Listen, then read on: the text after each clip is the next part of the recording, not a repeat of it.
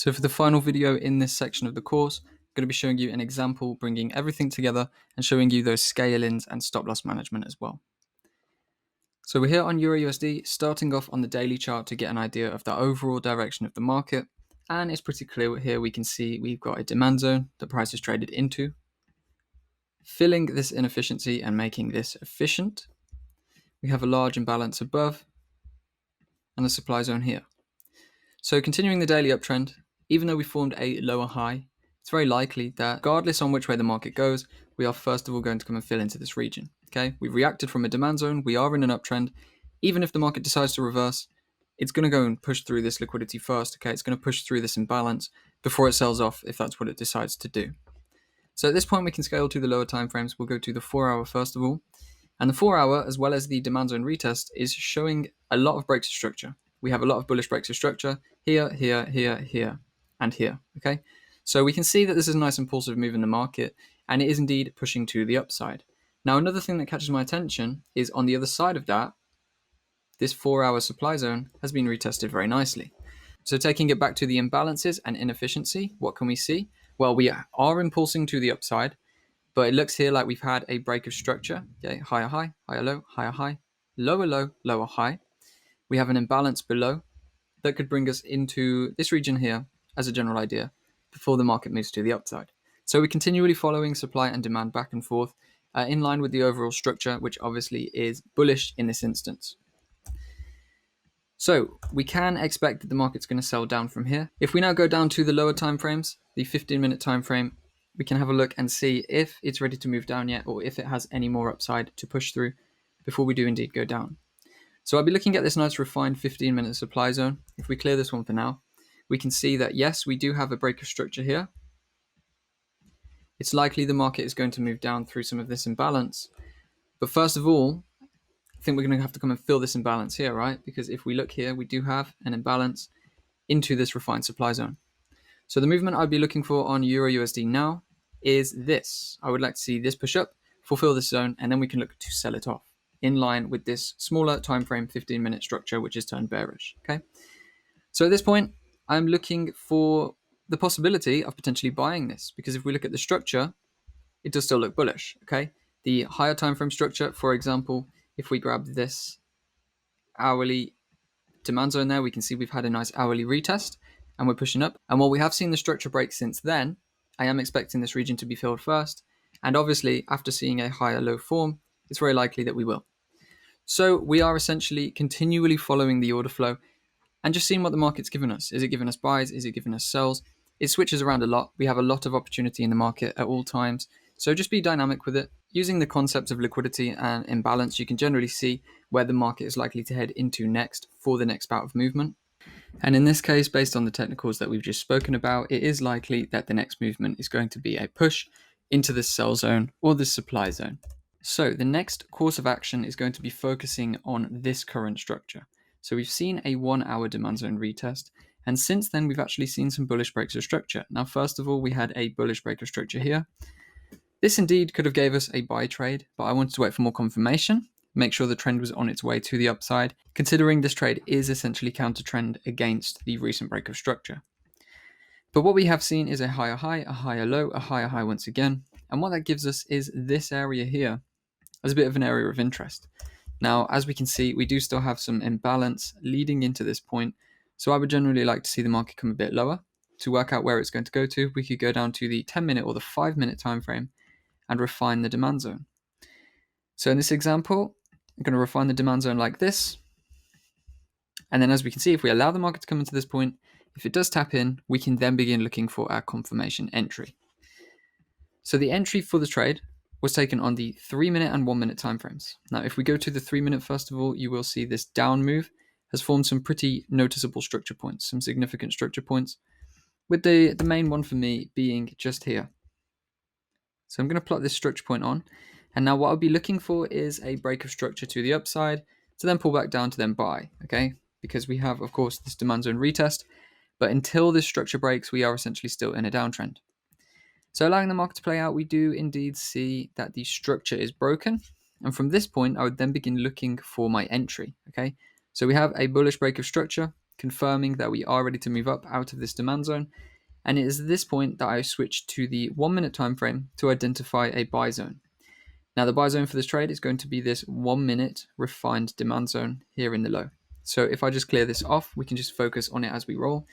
We have here a 1 minute refined demand zone.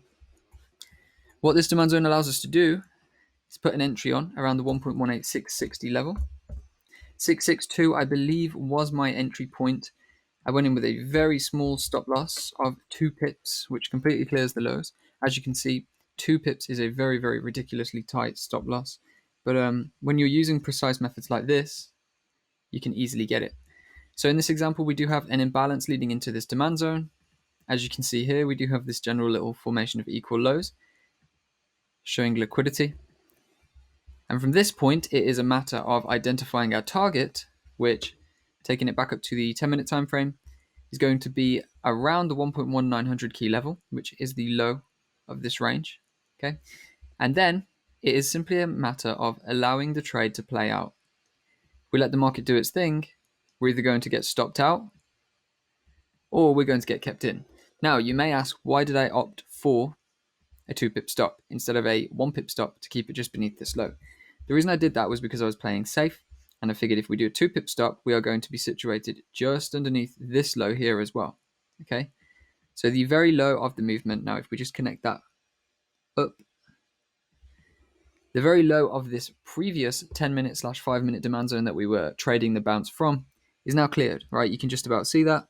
So unless we actually surpass this low, we're still safe on the trade. Now, yes, it would have also been possible to go a little bit more aggressive and go with a 1-pip stop, and then you could have got twice the risk reward. But 2 pips for me is good because, as you can see, we are onto a 16R position if the target is fulfilled.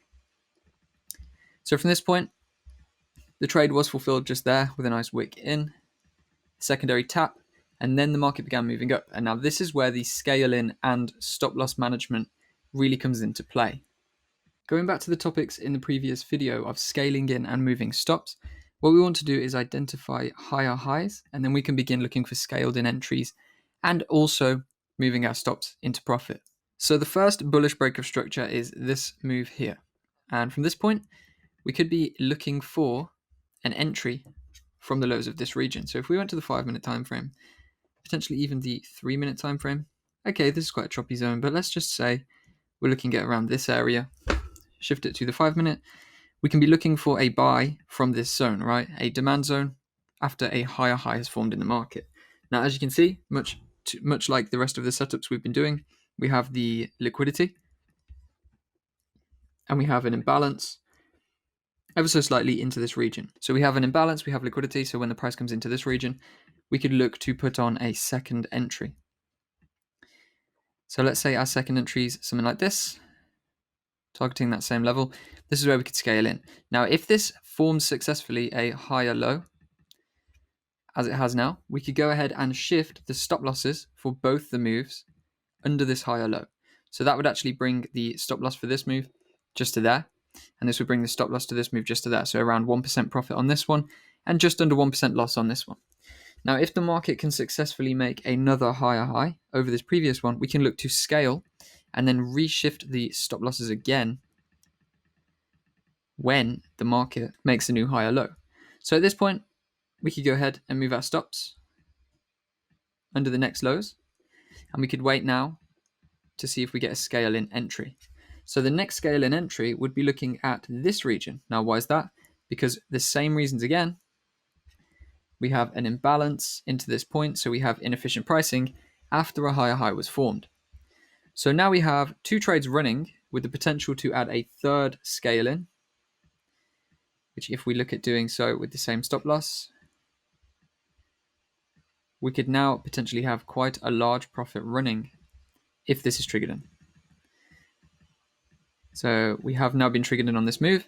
If we wait for a higher high, potentially another scale in entry here based on this as well. So we could see possibly adding a movement from here. I would wait for the higher high first. But yeah, as you can see, that would have been a profitable opportunity as well. So now we have the 3 positions running with the potential for a 4th position, as just mentioned. And a new higher high in the overall swing trend has also been formed. So we could go ahead and move the stop losses for the trade to here now. Allowing the market to play out, we have once again formed a higher low and a higher high. We could move our stop losses once again to this point. So we have 3 positions now with quite large profits running on the stop loss. Now at this point, we could be looking towards potentially this zone as our scale in demand zone, because we do have once again another bullish break of structure here. So possibly looking at this region here for a new scaled in trade. What we could do then is see if we do not get the tap in. If we get a higher high again, as we have done now, we could go ahead and shift our stops to this point and cancel this order for the meantime. And it looks as though trade is now coming to an end and we have been stopped out. So the trade was then stopped out around this point, around halfway to the target. And as we can see, if we just bring it in to measure up, so 1% risk on each position, which overall would never have been more than 1% risk on the whole total position, remember, because we obviously have break-evened these and moved these into profit when we add the next position.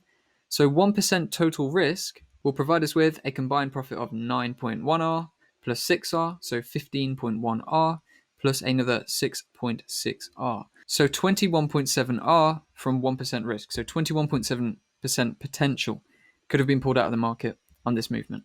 So on my personal position, I did mention I only took the 1. So I got 9.2R out of this trade, which obviously is already brilliant.